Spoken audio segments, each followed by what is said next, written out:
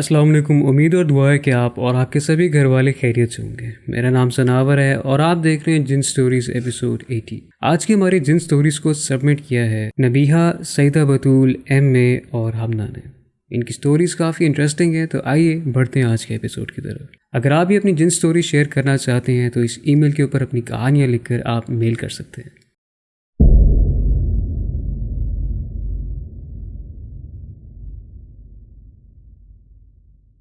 میرا نام نبیہا ہے اور یہ واقعہ میرے ساتھ آج سے 4 سال پہلے پیش آیا تھا، جب میں سعودی عرب جدہ میں رہتی تھی. ہم ایک اپارٹمنٹ میں رہتے تھے جس میں اور ہسبینڈ رہتے تھے. شادی کو بھی کچھ 2 سال ہی ہوئے تھے. ہمارا اپارٹمنٹ گراؤنڈ فلور پر تھا اور کچھ ایسا تھا کہ ہمارے اپارٹمنٹ کے سامنے بھی ایک اپارٹمنٹ تھا اور درمیان میں ایک میوچول دروازہ تھا جو کہ باہر کی طرف کھلتا تھا. ہوا کچھ یوں کہ مجھے اس گھر میں رہتے ہوئے 2 سال تو ہو چکے تھے. پہلے سال کے کچھ منتھ تک تو ایک فیملی ہمارے سامنے والے اپارٹمنٹ میں رہتی تھی، مگر پھر کچھ عرصے بعد ہی وہ وہاں سے چلے گئے. اب نہ جانے کیوں مگر مجھے وہاں سے خوف آنا شروع ہو گیا اور اکثر وہاں سے عجیب سی آوازیں بھی آتی تھیں. اور تو اور جب ہم نے اپنے گھر سے باہر جانا ہوتا تھا تو وہاں سے بہت ہی گندی قسم کی بدبو آتی تھی. کبھی بلیوں کے چیخنے کی آوازیں آتی تو کبھی ایسا لگتا کہ کوئی دیواروں میں کچھ مارا ہے. میں نے اپنے ہسبینڈ کو بھی کئی دفعہ اس سلسلے کے متعلق بتانے کی کوشش کی، مگر ان کا یہی کہنا تھا کہ یہ کچھ بھی نہیں سوائے تمہارے وہم کے. لیکن مجھے بہت زیادہ خوف آنا شروع ہو گیا تھا. ایسا لگتا تھا کہ میرے ڈرائنگ روم میں کوئی چل رہا ہے. ایک روز ایسا ہوا کہ معمول کے مطابق میں اپنے کام انجام دے رہی تھی. اپنا کپڑے سکھانے والا اسٹینڈ میں نے ڈرائنگ روم میں رکھا ہوا تھا اور وہی ہماری مین ڈور کی انٹرنس بھی تھی. ہوا کچھ اس طرح کہ میں اپنے کپڑے اسٹینڈ پر ڈال رہی تھی اور میرا جو دروازہ تھا جو مین ڈور ڈرائنگ روم میں تھا وہ اچانک بجنا شروع ہو گیا.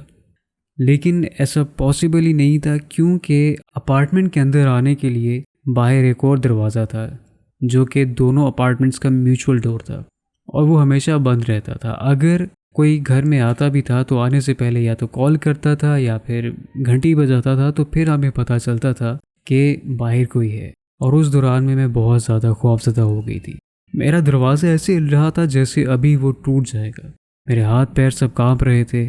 میں بھاگ کر اپنے روم میں گئی اور جو فرسٹ فلور پہ نیبرز رہتے تھے ہمارے واقف، میں نے ان کو کال ملائی اور ان سے ریکویسٹ کی کہ آپ نیچے آئیں، میرا دروازہ کوئی توڑنے کی کوشش کر رہا ہے.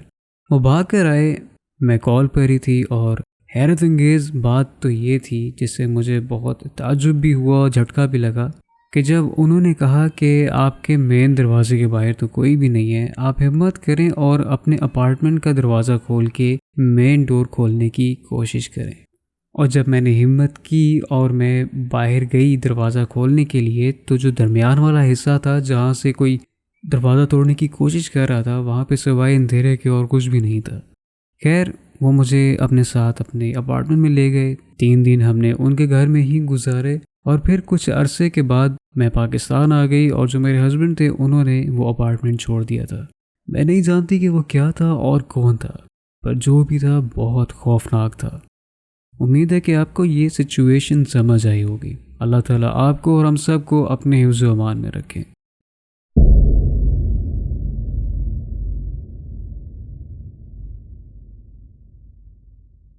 میرا تعلق کراچی سے ہے اور میں یہاں پر ایک اسٹوڈنٹ ہوں. یہ واقعہ میرے بچپن کا ہے جب میں تقریباً 9 سال کی تھی اور اس واقعے نے میری زندگی بدل کے رکھ دی. میں اپنے بہن بھائیوں میں سب سے بڑی ہوں، اسی لیے بچپن سے ہی مجھے اپنی ذمہ داریوں کا احساس دلایا جاتا رہا ہے. اور یہ ذمہ داریاں مزید بڑھ گئیں جب ہمیں ہمارے چھوٹے بھائی کی ان بورن بیماریوں کا پتہ چلا. اب میرے چھوٹے بھائی کو تو مجھ سے زیادہ توجہ کی ضرورت تھی اور چونکہ میں بھی بچی تھی میں اس چیز کو کافی محسوس بھی کرتی تھی. میں معاملات کو مزید برا نہ بنانے کے لیے خاموش رہتی تھی اور کچھ ہوتا بھی تو اکیلے ہی مسائل حل کرنے کی کوشش کرتی تھی، کیونکہ میں اپنے والدین کو مزید پریشان نہیں کرنا چاہتی تھی. جب میں 9 سال کی تھی تو ہم گرمیوں کی چھٹیوں کے لیے نانی کے گھر سوات گئے. میں اپنی کزن کے ساتھ کمرہ شیئر کر رہی تھی جس کے ساتھ ایک جوائنٹ بیلکنی تھی. رات کو میرے اور چھوٹے بھائی کی کسی چیز کو لے کر لڑائی ہو گئی تھی جس پر والدہ نے مجھے تھوڑا سختی سے ڈانٹ دیا تھا. میں عادت سے مجبور اوپر اپنے کمرے میں آ کر بیلکنی میں لگے جھولے پر بیٹھ کر رونے لگی۔ ٹھنڈ کافی تھی اور میں نے کچھ خاص گرم پہنا بھی نہیں تھا، تو مجھے سردی کا احساس ہو رہا تھا۔ لیکن کچھ دیر بعد مجھے روتے روتے گرمی محسوس ہونے لگی، جیسے کسی نے مجھے اپنے گلے لگا لیا ہو، اور اسی تپش کو محسوس کرتے ہوئے میں وہیں جھولے پر سو گئی۔ کچھ دیر بعد جب میری کزن مجھے اٹھانے آئی تو انہوں نے بتایا کہ جو انہوں نے دیکھا کہ میرے برابر میں کوئی سایہ ہے۔ ہم نے اس بات کو زیادہ اہمیت نہیں دی کیونکہ اندھیرا تھا اور آنکھوں کا دھوکہ بھی ہو سکتا تھا، لیکن کچھ عرصے بعد مجھے خود محسوس ہوتا تھا کہ میرے ساتھ کوئی ہے، اور اسی کی وجہ سے میں بہت واقعات کا شکار ہونے سے بچی بھی، اور میرے بھائی کی طبیعت میں بھی ساتھ ہی ساتھ بہتری آنا شروع ہو گئی۔ جس کی موجودگی کو میں محسوس کرتی تھی اسے میں دیکھ تو نہیں پاتی تھی، پر محسوس ضرور کر سکتی تھی، اور اس احساس سے مجھے خود بھی خوف آنے لگا جب مجھے اکیلے میں کسی اور کی موجودگی محسوس ہوتی، جیسے کوئی مجھے دیکھ رہا ہو یا ساتھ میں کھڑا ہو۔ ہم نے ہماری نانی کے کہنے پر یہ بات عالموں کو بتائی، ان کے علم میں لے کر آئے تو وہ یہی کہتے تھے کہ یہ جو کچھ بھی ہے آپ کو نقصان نہیں پہنچا رہا ہے، اس لیے ہمیں بھی اسے کچھ نہیں کہنا چاہیے، اور زیادہ خوف آنے پر کوئی بھی قرآنی آیت پڑھ کر پھونک لینا چاہیے۔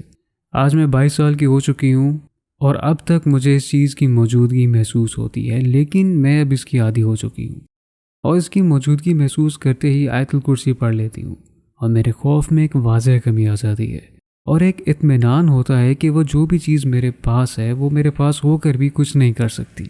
لیکن اس کہانی کو شیئر کرنے کا میرا مقصد صرف یہی تھا کہ ضروری نہیں کہ یہ چیزیں آپ کو پریشان کریں، اس لیے ہمیں کبھی کبھی ان چیزوں کو نظر انداز کر کے ان کو ان کے کام میں مشغول رہنے دینا چاہیے، اور ان کو تفریح کے لیے کبھی چھیڑنا نہیں چاہیے۔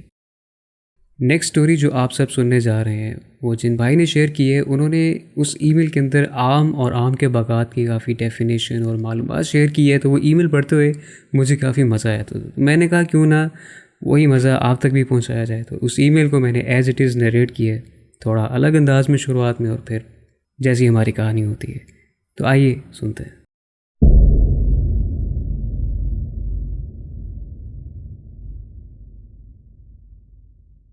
میرا تعلق ڈیرہ نواب صاحب ضلع بہاولپور سے ہے۔ ہمارا آموں کا باغ ہوتا تھا، بہت ہی بہترین، میٹھا، لاجواب۔ پاکستان کے صدر غلام اسحاق خان کے باغ سے والد صاحب نے درخت منگوا کر لگائے تھے۔ والد صاحب نے ان درختوں پر بہت محنت کی، اور ایک وقت ایسا آیا کہ ہمارے درخت سائز میں بہت بڑے بڑے ہو گئے تھے۔ صاحب نے بھائی جی آپ کی معلومات کے لیے لکھ رہا ہوں کہ ہمارے آم 7 دنوں میں پک کر تیار ہو جاتے تھے۔ ہر آم کو اس موسم پر توڑ کر پکاتے تھے، اس لیے مسالہ بہت کم لگتا تھا، اور آم بہت میٹھے ہوتے تھے، اور رس اتنا کہ پلیٹ بھر جائے۔ آج کل کے باغبان میں موسم آم توڑ کر اسی مسالے کے زور پر 3 دن میں پکا لیتے ہیں لوگ، مگر اس میں وہ بات کہاں جو ہمارے آموں میں تھی۔ تو خیر بڑھتے ہیں کہانی کی طرف۔ آم کے سیزن سے کچھ عرصہ پہلے تقریباً مئی کے مہینے میں میرے والد صاحب آم کے درخت پر چڑھ کے خشک ٹہنیاں کاٹ رہے تھے۔ اس طرح سے درخت کو نقصان نہیں پہنچتا۔ اب جس دوران میں وہ درخت پر سے ان ٹہنیوں کو کاٹ رہے تھے، ہوا یوں کہ جنات نے میرے والد صاحب کو دھکا دیا، اور جب انہیں دھکا لگا تو وہ نیچے گرے۔ اب اس نیچے گرنے پر جو آری ان کے ہاتھ میں تھی وہ اس طرح سے ان کو زخم پہنچا گئی کہ ان کے ماتھے سے لے کر آنکھوں کے درمیان کا حصہ جہاں سے ناک شروع ہوتی ہے اور گلے تک زخم پہنچا گئی، پر اللہ کا شکر ہے کہ آنکھیں بچ گئی۔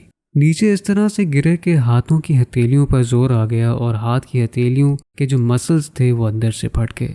جسمانی علاج تقریباً 6 ماہ تک چلتا رہا، اور اس کے بعد ہاتھ والا معاملہ درست ہوا۔ اس دوران میں میرے ماموں جان نے والد صاحب کو ایک بہت ہی مشہور روحانی عامل کے پاس ملتان لے جانے کا فیصلہ کیا۔ انہیں ملتان لے کر گئے، اور ان عامل صاحب نے حساب لگا کر کہا کہ آپ نے ایک جن کو آری چلا کر قتل کر دیا ہے، اور ایک کو شدید زخمی کیا ہے۔ وہاں سے آنے کے بعد اسی عرصے میں والد صاحب کو ایک روز خواب آیا۔ وہ خواب میں دیکھتے ہیں کہ خوفناک شکل کا جن انہیں نظر آتا ہے، جس کی نہ تو ٹانگیں ہیں اور نہ ہی بازو ہیں، اور وہ خود کو گھسیٹ گھسیٹ کر چل کر والد صاحب کی طرف بڑھ رہا ہے، اور کہہ رہا ہے کہ میں تم سے بدلہ لینے کے لیے آ رہا ہوں۔ بازو اور ٹانگیں تو تم نے کاٹ دی ہیں، مگر میں تم کو نہیں چھوڑوں گا۔ میرے والد بہت بہادر ہیں، انہوں نے اس جن سے کہا کہ آؤ میرے قریب۔ وہ قریب آ گیا مگر کچھ کر نہ سکا، جس پر والد صاحب نے اس کو کہا کہ اپنا بدلہ لو مجھ سے، مگر وہ اس وقت پہ لاجواب تھا۔ اسی بات کا فائدہ اٹھاتے ہوئے والد صاحب نے خواب کے اندر ہی اس جن کی گردن مروڑ دی اور وہ ہلاک ہو گیا۔ عامل صاحب نے بھی یہی کہا تھا کہ آپ خوش نصیب ہیں کہ وہ آپ کو قتل نہ کر سکا۔ آج میرے والد صاحب بالکل ٹھیک ہیں، جبکہ ہاتھ اور بازو کی ہڈی میں درد کم از کم مزید 5 سال رہا ہے۔ آپ کو میری یہ کہانی کیسی لگی مجھے کمنٹس میں لازمی بتائیے گا۔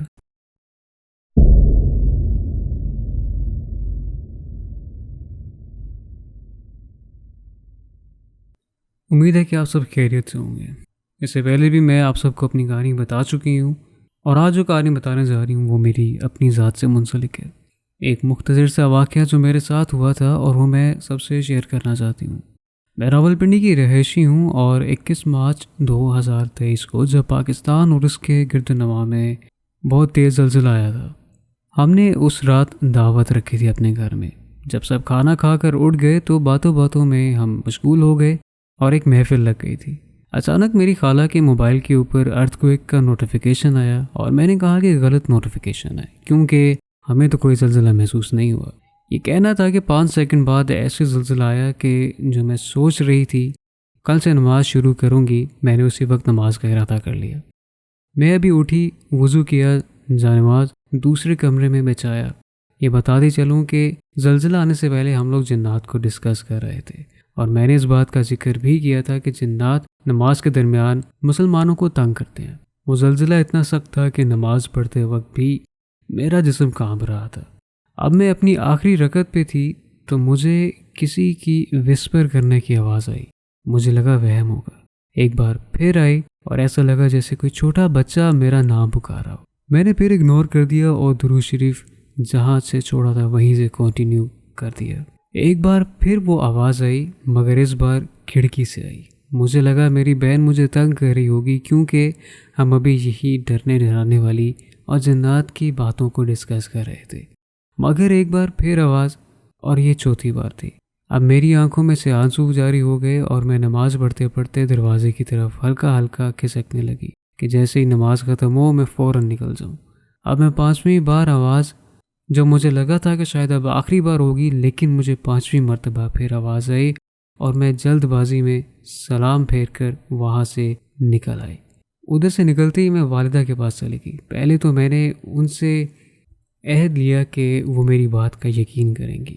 پھر میں نے ان کو سب کچھ بتایا جو میرے ساتھ ہوا تھا۔ انہوں نے کہا کہ تمہیں کس نے کہا تھا کہ اس کمرے میں جا کر نماز پڑھو؟